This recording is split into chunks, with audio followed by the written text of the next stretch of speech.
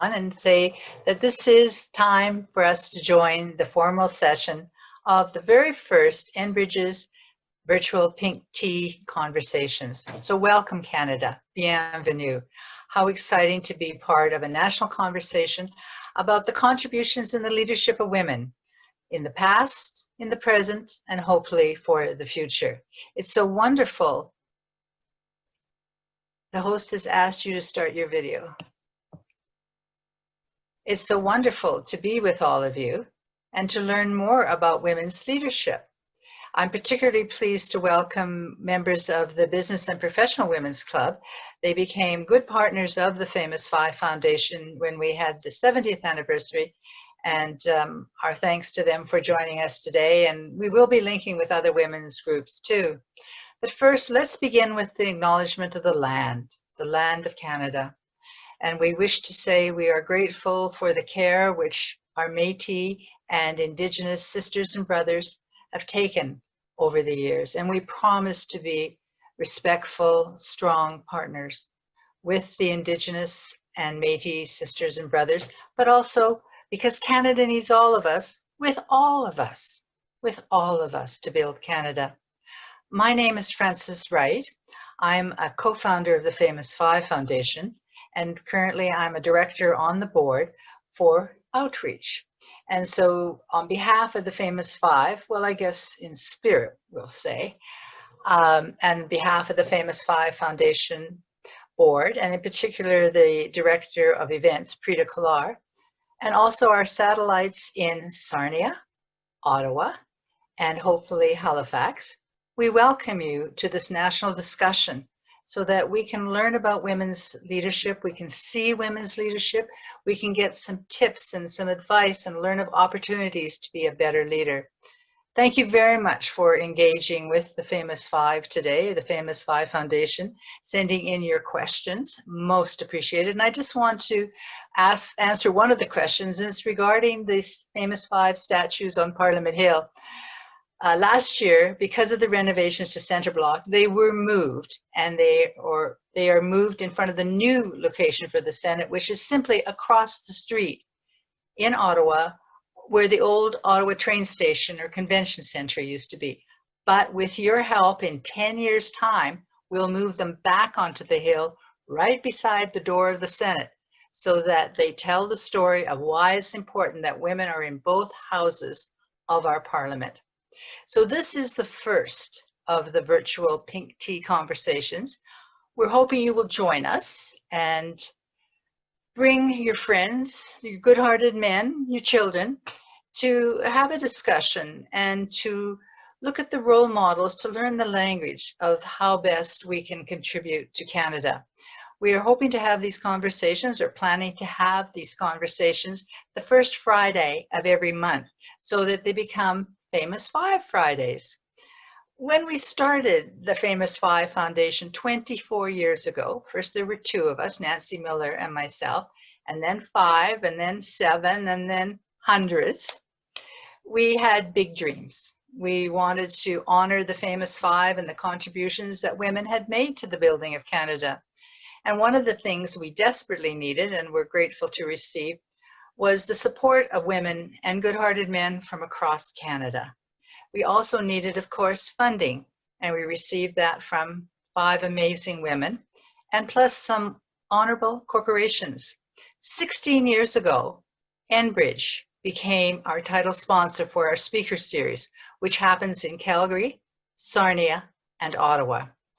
And today I'm very pleased we have a representative from Enbridge to introduce our speaker and our MC, Lorraine Lafreniere. Bob Rooney is the Executive Vice President at Enbridge and also the Chief Legal Officer. When he's not working with Enbridge, he's chairing the Board of Governors of Canada's Sports Hall of Fame. So this is someone who knows, admires, respects Becky Scott. He holds her dear in his heart, and he has written, I think you will find, a very fine introduction, something you would not normally hear, but it really tells the tale of Becky and brings us to understand and appreciate her achievements even more. I'll be back to wrap up after the conversation, but now it is my pleasure to introduce Bob. Hi, Bob. It's over to you. Thank you very much.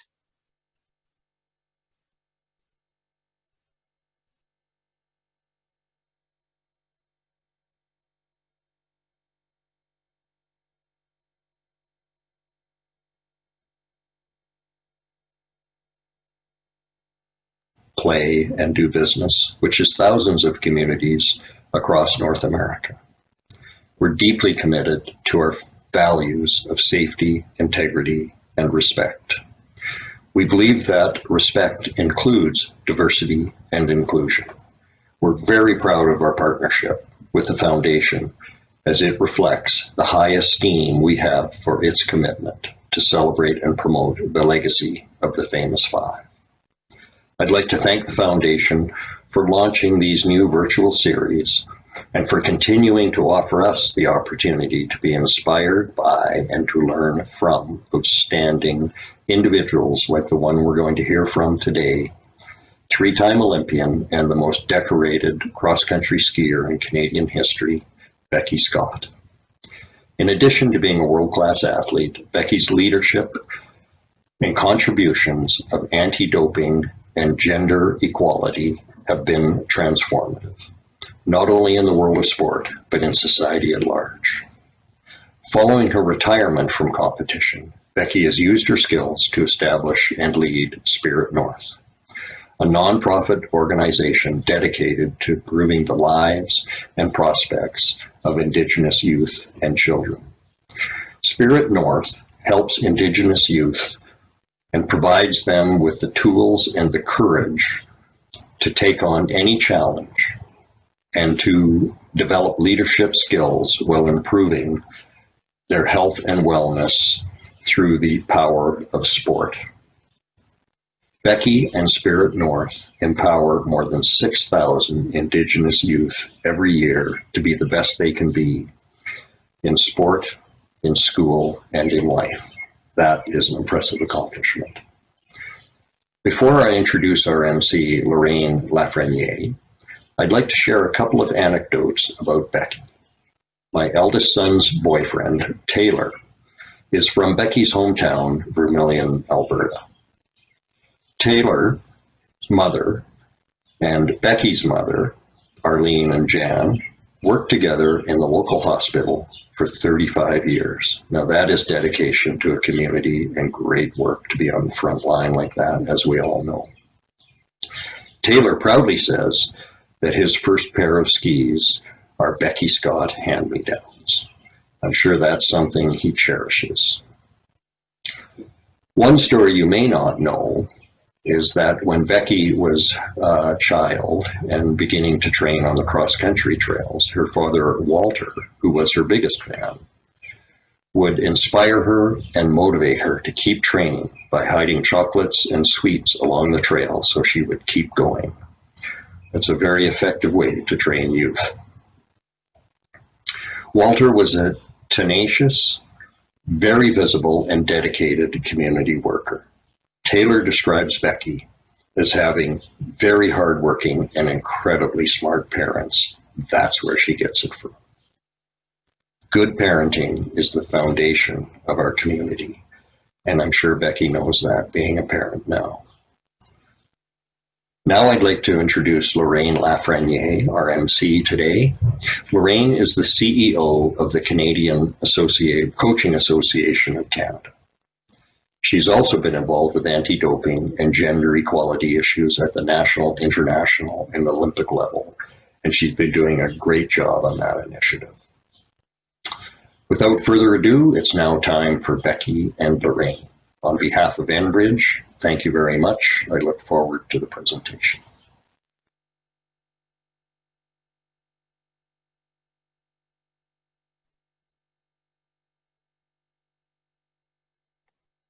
Hello, welcome all. It's wonderful to be here. Hi, Becky.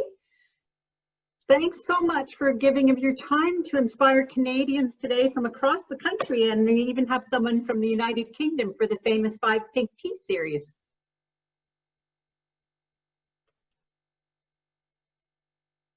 Thank you, Lorraine. It's great to be here, and welcome everybody. I am delighted to be spending an hour with you. Yeah, we're so thrilled. It's such a privilege to be here with you. First of all, just congratulations on receiving the Alberta Order of Excellence Award last year. As a leader, how does the story of the famous five, Alberta's 5 women who were drawn together to change history, resonate with you? Thanks, Lorraine. Well, yes, you know, as you know, Frances Wright, one of the founding members of the Famous Five Foundation, was also awarded the Alberta Order of Excellence at the same time. So it was very interesting and enlightening to hear her story of bringing that organization to life. I think in terms of the actual women themselves, the power that they had in numbers, you know, the strength that they got from each other, working as a group to accomplish what they believed in and fighting for a cause that they felt was right, is the part of the story that resonates probably the most with me. I think, as you know, I'm very socially justice minded. Equality is something I have long been a believer in, and so these 5 women were such trailblazers and so important to our history and our society. Yeah, absolutely. Bob mentioned it in his introduction about your dad and your family. And you often speak about the impact of your parents, Jan and Walter, on who you are as a person. Can you share a little bit about the joys of your childhood that set the stage for you? Absolutely. So I grew up in a small community in northeastern Alberta. I'm an only child, and my mom and dad were just real outdoor enthusiasts. So they really instilled in me, I think, from a very early age, a love of the outdoors, a love of recreating outdoors, and an affinity for just being outside and active. It was a big part of their lifestyle. So, you know, in the summers I was hauled along on canoe trips and hiking trips and backpack trips, and in the winters it was all about cross-country skiing. But in addition to that, you know, they were very community-minded people, so they formed the first Vermilion Nordic Ski Club, for example.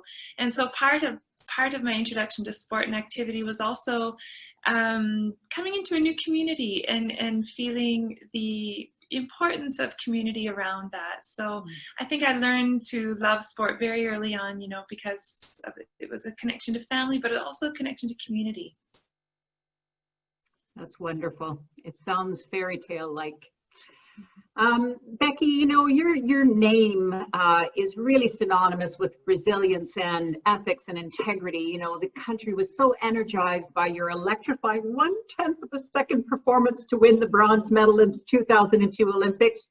And then we watched in a little bit of horror and awe about some of the reality of the doping issues. And, you know, you in the successive years challenged sport and the International Olympic Committee to address the doping scandals and created the opportunity for justice to prevail and for you to move from bronze to silver to gold.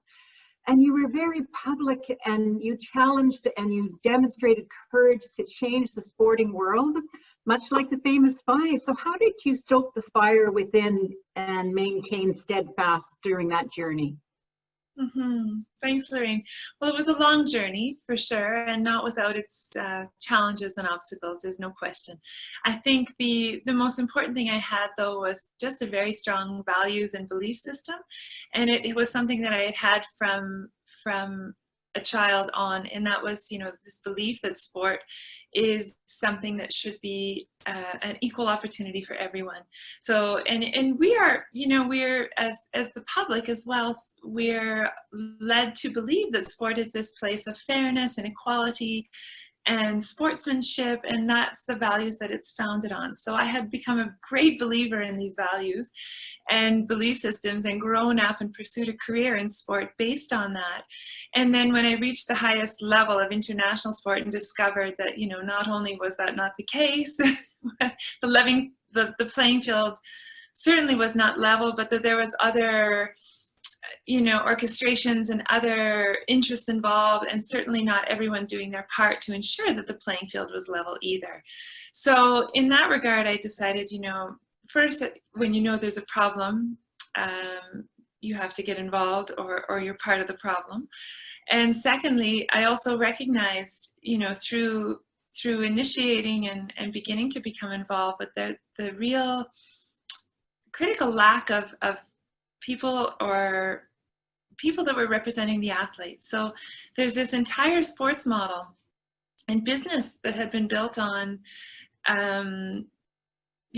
sport and athletes. Without athletes, there is no sport, but there was no real true representation of the athletes at the highest decision-making tables. And so when I began to get involved and recognize that and understand the importance of it, that was the inspiration that kept me going on for many years beyond my own sporting career, which was to represent athletes, having had that lived experience myself of being an athlete who wanted so much to believe that decisions and policies and regulations were being decided with the athletes in mind. But yeah, so that's what kept me going all those years.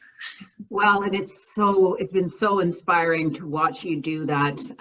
Just kind of along those lines, when you talk about athlete advocacy, can you describe your experiences internationally in the sporting world and how it may have differed from the role you've played here in Canada?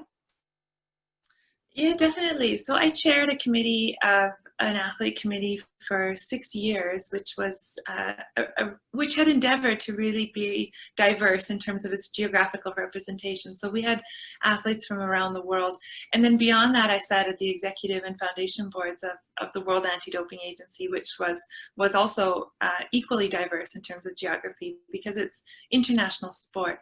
So I very quickly learned, the cultural differences. Amongst other, nuances play a part. And so to be honest, I've learned to appreciate sometimes that there are people who will speak much more directly and much more forthright than we do maybe as Canadians. We tend to be a little, nice, and we couch things in niceties and politeness. And there's a lot of places that's not the case. But I certainly adapted, and learned not to take things personally, but rather to just appreciate if someone was forthright that they were just forthright and getting the point across. Beyond that, though, I think as a younger woman in international sport politics, it was challenging because I was a bit of an anomaly. There certainly were not many women. There aren't many women, even today, involved in the highest levels of sport politics and decision making. That's challenging unto itself. And then I think having been a former athlete and not coming at it from the side of having been an NOC president or an international federation president also presented its own set of challenges. So nothing that I couldn't adapt to and deal with, but it certainly didn't make it always the easiest position to be in. Yeah, I really appreciate that. I appreciate the word anomaly, but I might use trailblazer. And so on that note, in fact, you were the chair of the World Anti-Doping Athletes Committee. And so World Anti-Doping Agency, for those who may not be familiar, is the regulatory body that sets the standards for anti-doping around the world. But when you left that role, you called for integrity, transparency, and accountability. Can you describe what those words mean to you? And as a leader, how should we convey those values? Yeah, so those words are very important to me, and I think that at the time they represented, and they still represent, good governance. I think that any organization, is particularly one that's been founded on the principle of creating a level playing field and equality of opportunity for athletes, for example, like WADA. That's integrity is a particularly important pillar to have as a founding principle, and without integrity, there can be no accountability or transparency. So I think the three go hand in hand. Beyond that, though, I think that they really are the foundation for any organization that wants to instill good governance and live by those values. How as a leader do you portray that? I think you live it, and you have to live it every day, and you lead by example. And as a leader as an organization like Spirit North now, every day is something. There's decisions that come to me, and the decision can I always have to go back to, are we doing this with integrity, and then accountability and transparency. Yeah, absolutely. It's been such a consistent behavior that you have exemplified throughout your sporting career. It's been amazing to watch. So as you continue this trailblazing approach to life, and you just touched on your motivation to continue to impact, and so you created Spirit North. And so can you talk a little bit about that and the why and the impact that you're having? Yeah, absolutely. So when I retired from my ski career, I was very interested in sport for social development. So the idea that sport could be something beyond excellence and Olympics and high performance and competition, that it could be, and I think I was interested particularly because it was a place that I found, my own voice and my own potential very early on. I wasn't, necessarily a talented athlete, but I found that sport was opportunity, and it enabled me to develop confidence and to be feeling like I was included in something and belonged to something that was different, that was unique, it was inspiring.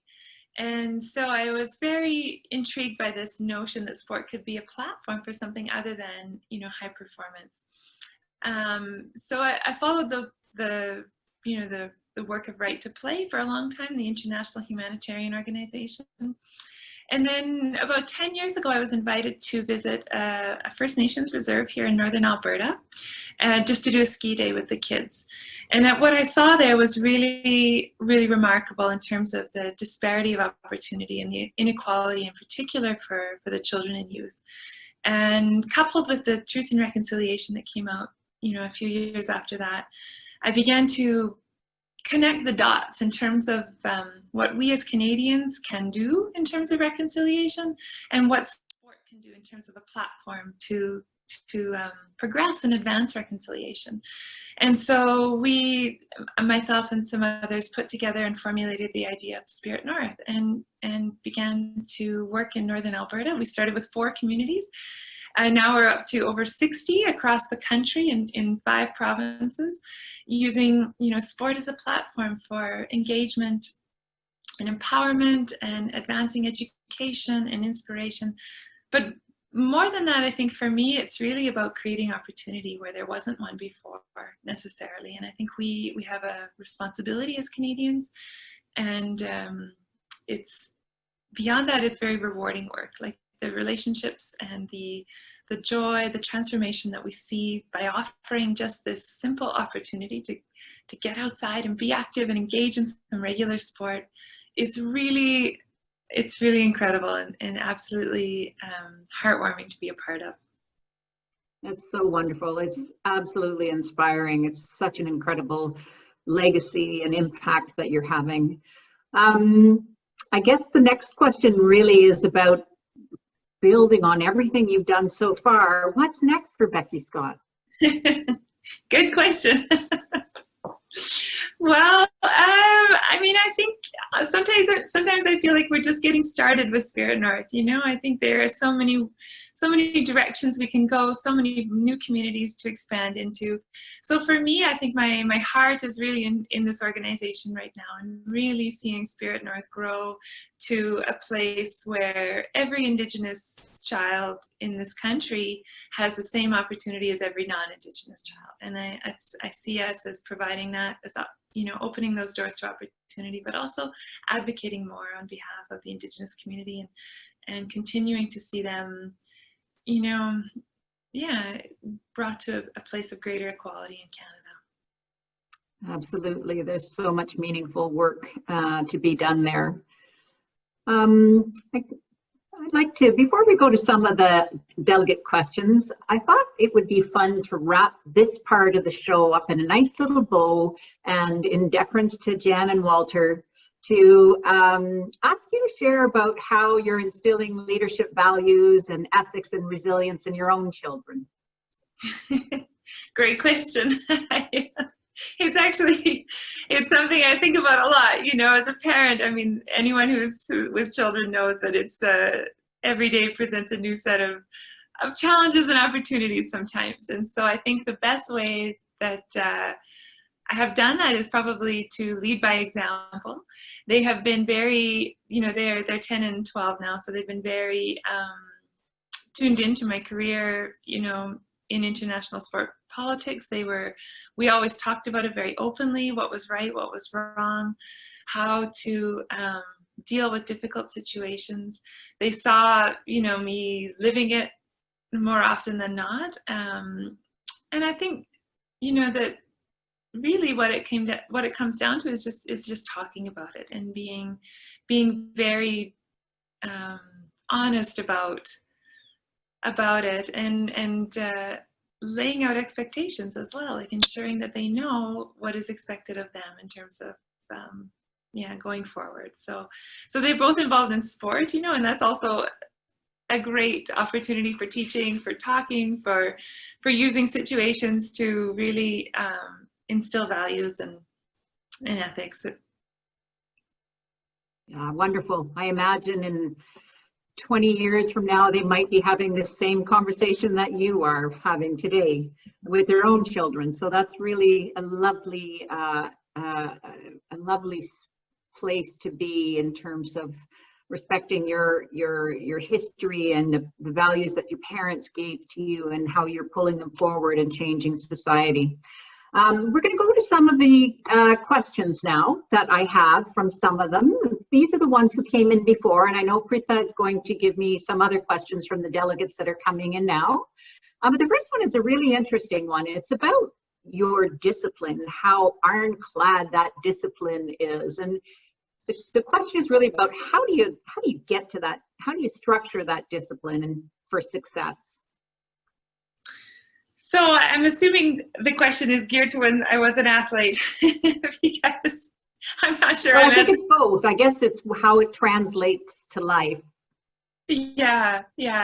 So I guess discipline, I mean, for me, and in both pre and or during and post career now, really was and can be distilled into goals. So always having a goal, always having a destination, and really laying out the steps to get there. And as an athlete, that did require a tremendous amount of discipline, but once you had it framed and once you had it established, and your routines and your team and the mentality around that was clear, it wasn't actually that difficult. And in fact, I think a lot of athletes end up missing the discipline of a lifestyle, of the discipline that is required of an athlete's lifestyle once they leave it, because you really are left with so many options and so many distractions in a way once you leave that. So being,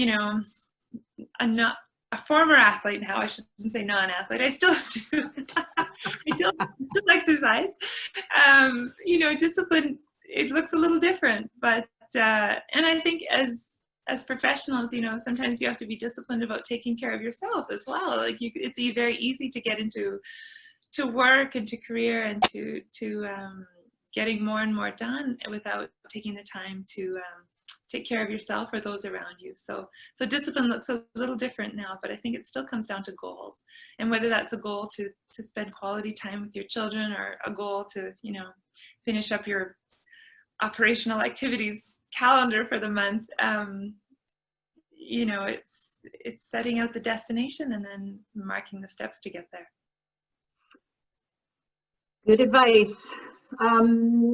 We've got a real doozy of a question, this next one. So it's, have you ever had to handle negative press or social media, and how did you deal with it? Oh. Yes. Yeah.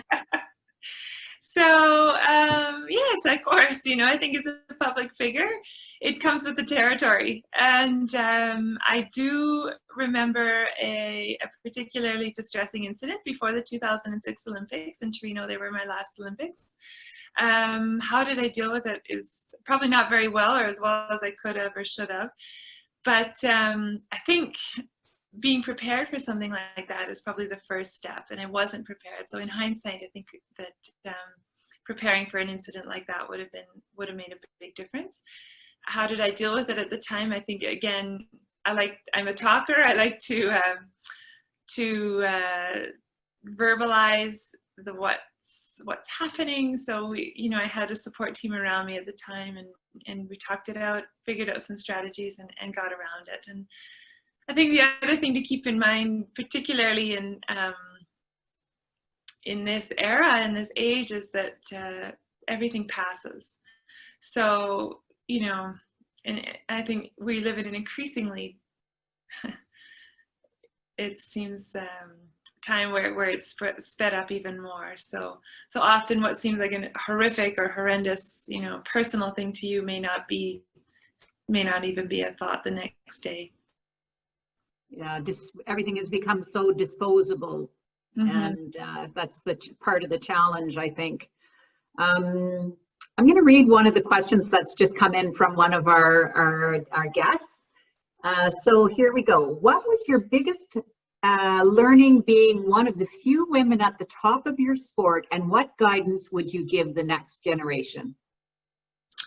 That's a great question. I think there was a lot of learnings, but probably the best learning that I took, or the one that really I think was a paradigm shift for me, was around focus and actually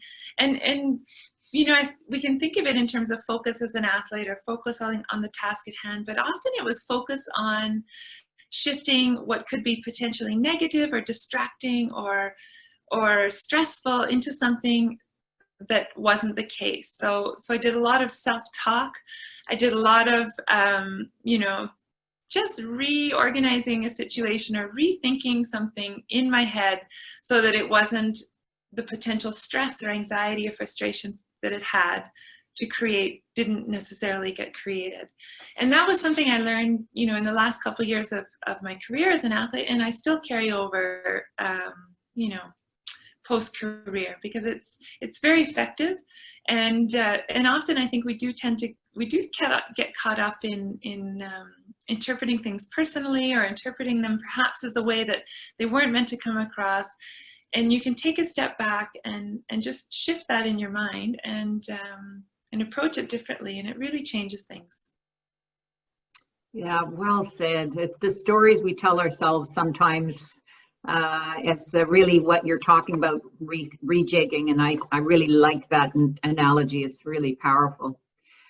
So on that note, and in terms of advocacy, I like this next one. As a true trailblazer, you are truly leading by example, and thank you.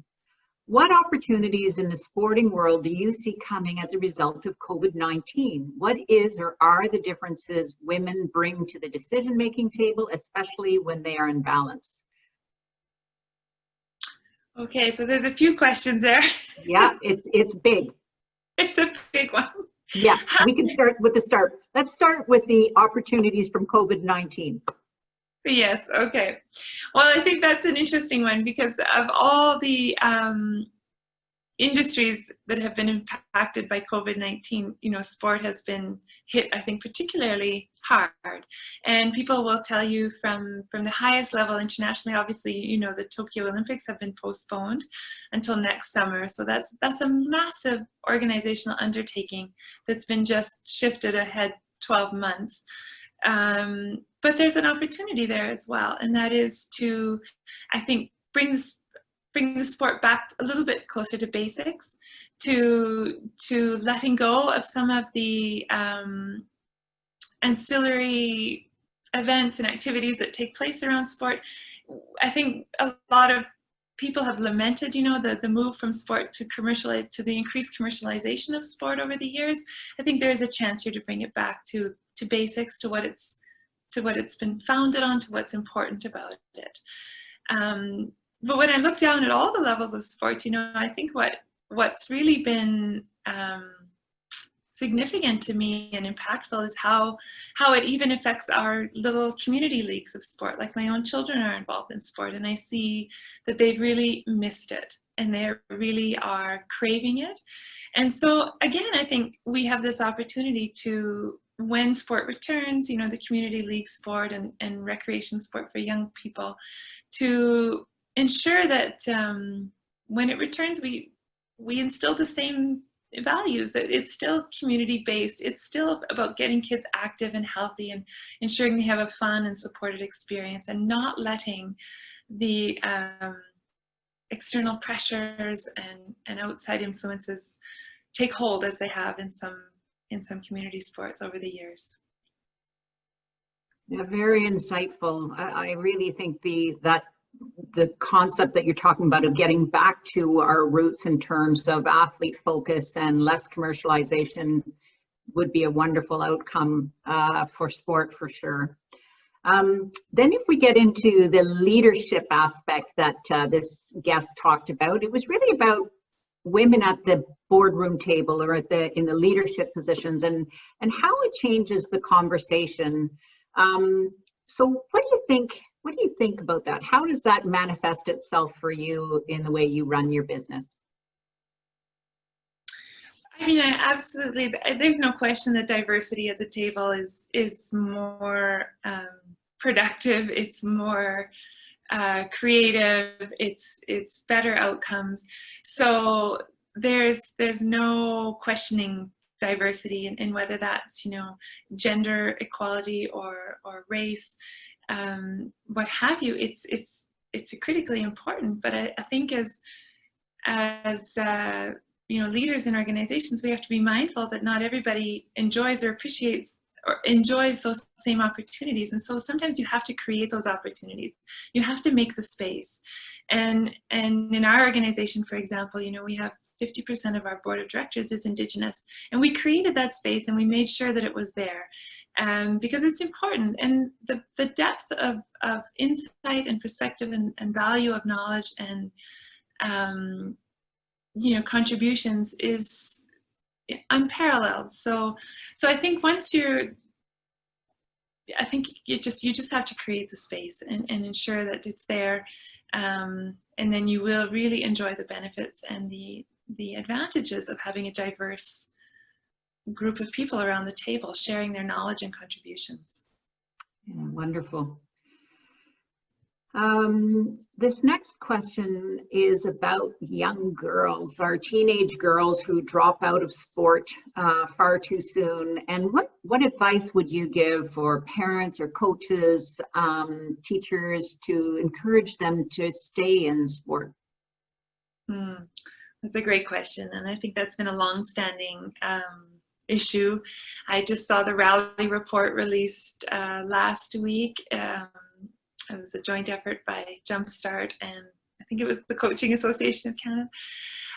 Anyway, it's a problem and it needs to be addressed. And it's certainly, I think there's a lot of good research and good insight and good guidelines being produced now to encourage it and to inspire young girls to stay in sport. But the advice I would have, I think particularly, I actually have a young daughter who's in sport, and having experienced it and lived it myself, you know, I think creating an environment and an atmosphere that's supportive is hugely important. And maybe more important for young girls than for young boys, although it's just as important for young boys. But ensuring that they have a social network, that they have peer-to-peer interaction that's positive, and good role models. And I think that's a good place to start. Yeah, that absolutely. The intention of uniting, you know, the sense of community that we need to feel through sport. You talked about it beforehand when you were talking about your kids missing going into sport, and it's part of that sense of community even that your parents established way back when. And so it is true, the research is clear, girls want a sense of community and they want to have fun. It's the #1 reason. And so there's lots of literature out there that I'm sure you and I, Becky, could share maybe with some of the delegates if they're interested in seeing some of the research. One of our guests here is asking about mentorship as an important part of a person's development. Do you have any particular mentors who were important to you in your lifetime? Absolutely. And I still have mentors, actually, because I value the wisdom and lived experience of others so much. And I think that's if I look back at my ski career, I had coaches who were mentors, but also friends and external advisors such as a sports psychologist or a physiologist. And everyone, I really took care to try to gain as much insight and knowledge and expertise from everyone that I could, because I knew that that was the only way I was going to get better. And I didn't have all the answers, but someone else, might have an answer to this question or might be able to help me resolve this problem. And it's the same in my professional life now. I mean, I started a nonprofit organization with no real experience in running a nonprofit organization. And I knew if there was one thing, that I had to do, it was surround myself with people who knew what they were doing. And so I made a very careful and concentrated effort to bring in the wisdom and experience and expertise of those I knew who could help build this organization into becoming what it is today and beyond. And it's been critically important for the success of the organization, but I think as well for myself in terms of confidence and just knowing that I have people around me who are supportive, who are willing to give that advice and share their lived experience and their knowledge. Yeah, absolutely. On the topic of representation, decision-making tables and athlete advocacy and female athletes, the representation of female athletes when it's low. And so how do you engage men? How do men need to be part of this conversation from your perspective? So I think if we're talking about the decision-making tables at the highest levels of sport, it's everyone who needs to be involved in the conversation and everyone who needs to make a commitment to opening those doors for opportunity and diversity. It's I know that it's harder with some than others. There's no question that there's resistance and reluctance, and that's why we're in the situation that we are still in 2020 with such inequality at some tables. But nevertheless, I think awareness and ongoing advocacy is a big part of it, and then just making sure that those conversations are happening. Absolutely. Sometimes it's just starting with the difficult conversations with those individuals who might not be aware of the power they have, the influence that they have. So I hear you there. It's really important. We do have a theme about the power of sport in some of the questions along here. So it's really about the power of sport and, a little bit of what you're doing with Spirit North, but the power of sport in inequality and in gender inequality or otherwise. How do you work that in? The notion is around sustainable development goals and integrating sport into making that happen to reduce inequalities. Mm-hmm. It's a great platform for reducing inequalities, because I think sport is one of the very few tools, if you put it that way, that we have first that transcends all barriers. Like sport really does transcend gender, race, religion, the barriers that socioeconomic barriers, everything. It's all there. When you get kids out on a field playing a game or engaging in sport, everything else falls away and they are absorbed in this task and activity, and so it's incredibly powerful as a tool for engagement.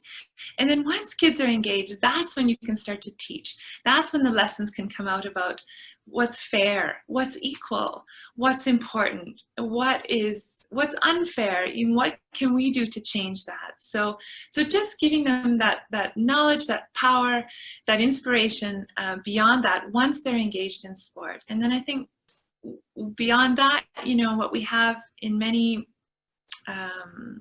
sports that we see, for example, on television, you know, are great examples, great role models living that, great examples of sportsmanship, great examples of competition that's fair and equal. And then on the other side, examples where it hasn't worked out that way. And those are also very important lessons and very powerful moments where you can teach kids, you know, about what's right and what's wrong.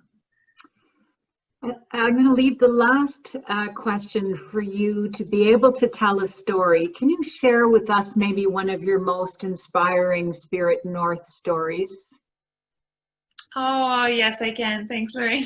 I have a lot of them, but I think my most inspiring story comes from the very early days when we started the program, and I had traveled up to a community in northern Alberta and we were going to start the program that morning, and I met the principal there, and she had a cardboard box in her office for a student, yeah, a young boy who was so traumatized and had lived such a heartbreaking, you know, series of years that it was the only place that he felt safe. So frequently throughout the day he would come into the office and go into the box and feel safe. So a child who had lived with a tremendous hardship and suffered a lot at 8 years old. So she was going to encourage him to come out and ski with us, but wasn't sure if he would or not, and how it would go beyond that. Lots of behavioral challenges as well.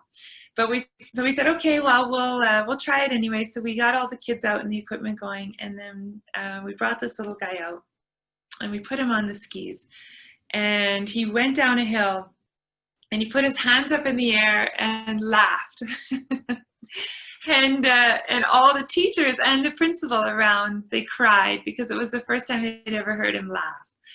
And so I think that for me was the moment where, you know, you think maybe this young child, who knows where he'll go with his, you know, with skiing or sport or whatever, but we have created an opportunity here for joy, for laughter, for a little bit of light in the day. So that, you know, that was really an inspirational moment.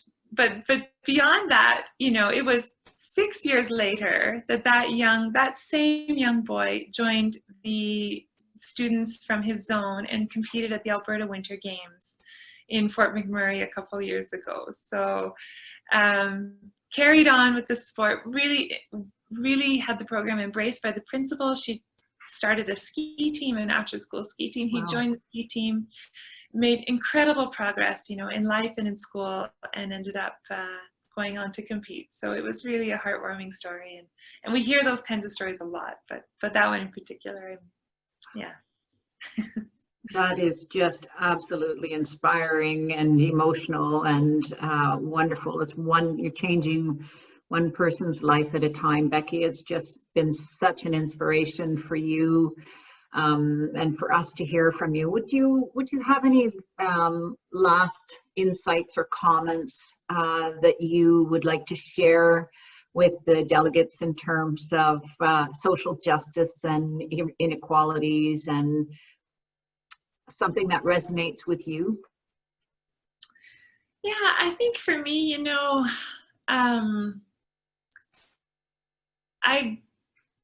I became, I think, as I developed the platform that I did eventually, and particularly around anti-doping, but beyond that was Spirit North, because I, you know, was able to speak publicly about it and to put myself in uncomfortable situations. And it often did require going into some very uncomfortable situations and dealing with a lot of personal stress around that, you know, and you know, confrontations sometimes. And I would often think, you know, why did I do this to myself?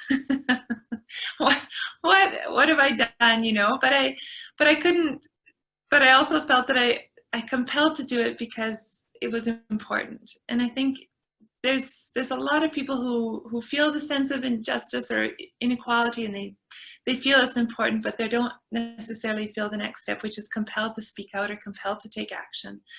And I really would like to see more people compelled to take action and compelled to speak, and to not shirk back from the potential personal stress or discomfort that it might cause you, because you know, there's a lot of power in people speaking out, and to not have that, to not let that fear stop you, to go for it, because nothing ever changes when people stay quiet.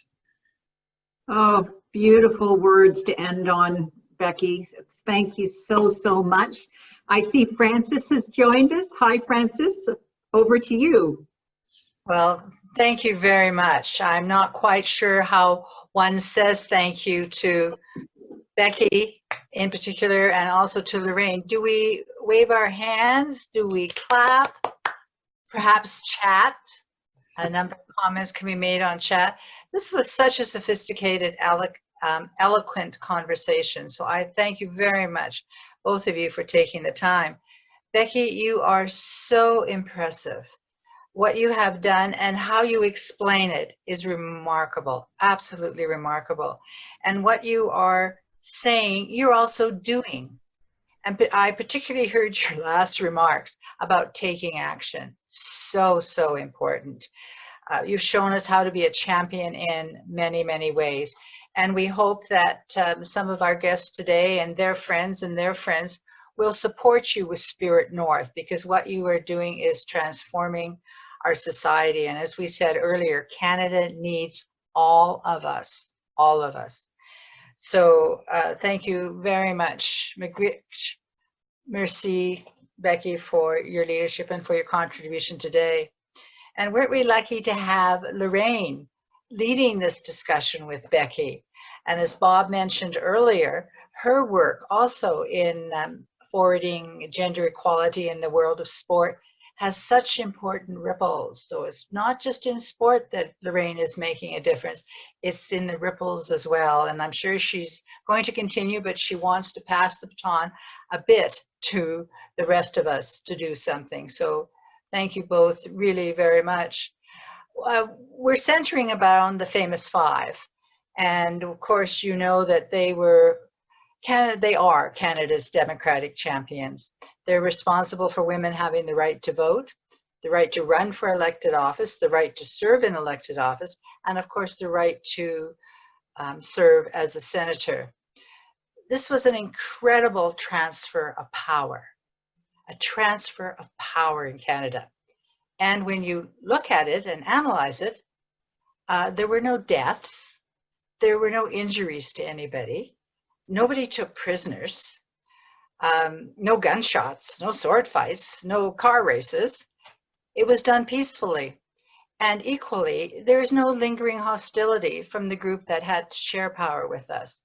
It is a quintessential Canadian story that needs to be replicated again and again and again. But having sung the virtues of the famous five and their achievements, they're not to be undone by the fact that these weren't perfect people. They had some beliefs and said some things that don't withstand the test of time, over 20 years, over 50 years, over now 90 years. But they did their best for Canada. And I guess one of the lessons that we have to learn is that we have to start being leaders, even if we don't feel we're perfect or we're quite ready. As Becky said, start the race. And that's what she did. She decided she was going to be a cross-country athlete. So she starts training, then she enters the race, then she places, then she gets an award, then she gets a medal. So that's how we have to start as leaders of Canada, and leaders in a whole variety of fields, because we need all of us again. So at this point, I think it's important that we talk about our next speaker, who is Senator Patty Laboucaine-Benson, an Alberta senator, a Métis senator, someone who signed up to be a senator. Yes, you can apply to be a senator. And so she will join us on July the 5th. We started to have these events on the 5th of every month, but now we're going to move it to the first Friday of every month, and we'd like you to join us. you're going to get a survey asking how we can make this conversation more effective for you, more inspiring perhaps, or more productive. So you can sign up there or go to our website, but do bring your friends, do bring your children, do bring the good-hearted men in your life so that we're all part of this conversation about how to encourage women to be leaders, how to be better leaders. And that also reminds me that coming up is the 95th anniversary of the Persons case, and this will happen on October 18th, 2024. This year it'll be the 91st anniversary, but we need some of your ideas about how to celebrate the Famous Five and other women who have led Canada, but how to improve the status of women. So please send us your ideas about what the steps should be. And now that we're thinking about how we're going to build Canada, I think it's time for us to sing our national anthem. Canada does not have a Pledge of Allegiance like many other countries. We sing it. And so we want you to particularly sing with gusto the sentence, "In all of us command," in true patriot love, "in all of us command." And we've asked a former director of the Famous Five Foundation, Jennifer Buchanan, to join us in the singing of O Canada. So would you all please stand, shoulders back, deep breath, and ready to sing our anthem. Jennifer.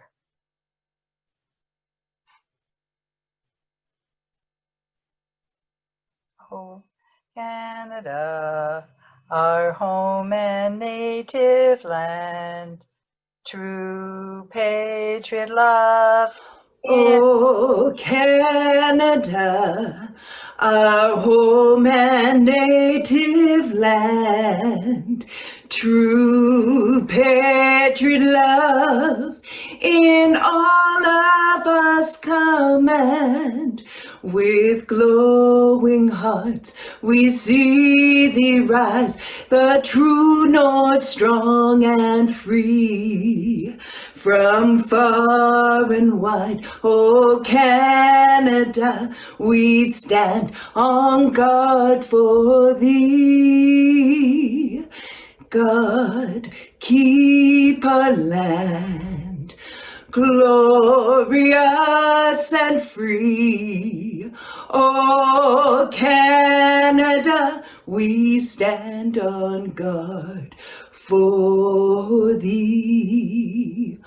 Oh Canada, we stand on guard for thee.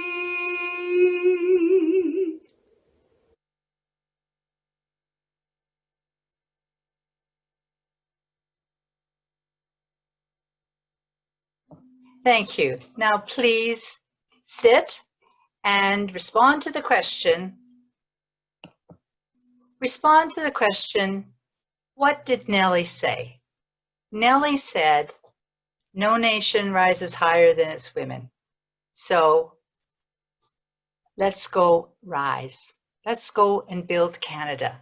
Let's go and take care of the issues that Becky has identified so eloquently, and the other issues that are near and dear to us. Women's leadership is needed like never before.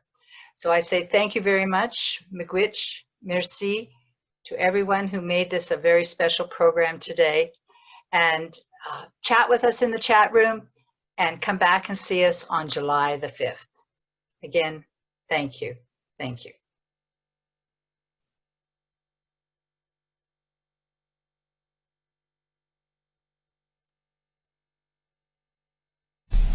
Hello everyone, my name is Carolyn Harley. I'm a singer-songwriter, storyteller, and late bloomer. And I fell in love with the story of the Famous Five when I first moved to Calgary back in 1986. And I started teaching preschool at Nellie McClung Elementary School. A few years later, I was part of a project to celebrate Calgary's 100th anniversary. And so I researched Nellie McClung and the Famous Five to write a song for that project. And that's when I became a great fan of these five amazing Alberta women. I was impressed by their determination in the face of adversity and disappointment. And I loved how they worked together in spite of the fact that they didn't agree with each other on all the issues of the day. And lastly, I was very impressed with the fact that they were late bloomers. These were not young women when they set out on this journey to personhood, but they persevered, they worked together, and they finally won the person's case. And this decision changed the definition of the word person in the BNA Act to include women. And what an amazing accomplishment. And so in honor of the Famous Five, this is my song, The Ballad of the Famous Five. Emily Murphy, Henrietta Muir Edwards, Louise McKinney, Irene Harley, and Nellie McClung carved a place in the history of Canada's nation. The famous five changed the face of our land. They were born in a time that seemed so benign, when ladies were seen but not heard, fair of face and in their place, when meekness was mostly preferred. The five looked around, and everywhere they found the world revolved around men. They said we must fight what is not right, no matter who we may offend. Five women united, and united we're strong. Five women said, now we've begun. They rallied the nation for all generations and fought till the battle was won.